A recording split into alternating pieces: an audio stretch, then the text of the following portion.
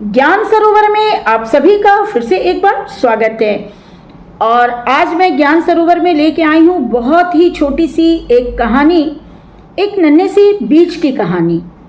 एक नन्हे से बीज में विशाल वृक्ष बनने की जो ताकत छिपी हुई होती है, प्रकृति में घटने वाली तमाम घटनाओं से टकराकर कैसे एक नन्हा सा बीज वृक्ष का रूप ले लेता है, साहस और धैर्य के साथ टकराकर। इसी की कहानी है आज जो मैं आपको सुनाने जा रही हूँ। कहानी आपको भी बहुत प्रेरणापूर्ण लगेगी, तो चलिए ये कहानी मैं सुनाना शुरू करती हूँ। सृष्टि को मैं सुंदर बनाऊंगा, संसार को मैं सुवास दूंगा, जिससे जन जन का मन पुलकित हो उठे। एक नन्हा सा बीज धरती की गोद में अपने इस शिव संकल्प के साथ करवटें बदल रहा था। प्रकृति ने उसके संकल्प की परीक्षा लेने की सोची।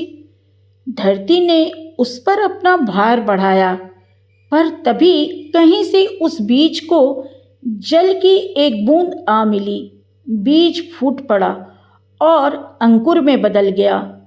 धीरे धीरे उस अंकुर में से एक तना निकला। उस तना की परीक्षा लेने के लिए वायु देवता ने भयंकर आंधी का उपक्रम किया, जिसमें बड़े बड़े वृक्ष धराशायी हो गए। पर वह पौधा विनम्रता के साथ इधर उधर झुकता रहा और आंधी उसका कुछ बिगाड़ ना सकी।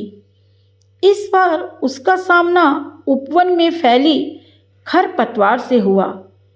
खरपतवार ने उसे चारों ओर से घेर लिया था, पर उस माली को उस पौधे का संकल्प मुग्ध कर गया। उसने पौधे के चारों ओर फैली झाड़ियां काट दी। वह पौधा संकल्प के साथ आगे बढ़ता हुआ एक दिन वृक्ष बन गया। विधाता ने प्रकृति को समझाते हुए कहा, देवी, जो बीज की भांति स्वयं को गलाना जानते हैं, बाधाओं से टकराना जानते हैं, प्रतिघातों से जो उत्तेजित और विचलित नहीं होता है, तितिक्षा से जो कतराता नहीं, उसी का जीवन सुरभित, प्रस्फुटित और विकसित होता है।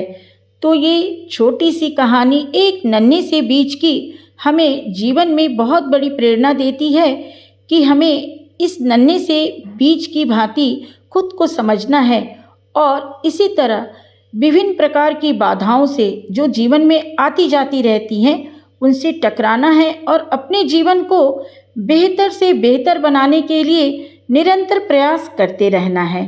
तो चलिए अपनी बातें और ये छोटी सी कहानी मैं यहीं पे समाप्त करती हूँ, इस वादे के साथ कि अगली बार मैं फिर आऊँगी किसी छोटी सी प्रेरक कहानी अथवा प्रसंग के साथ। तब तक के लिए जय हिंद, जय भारत।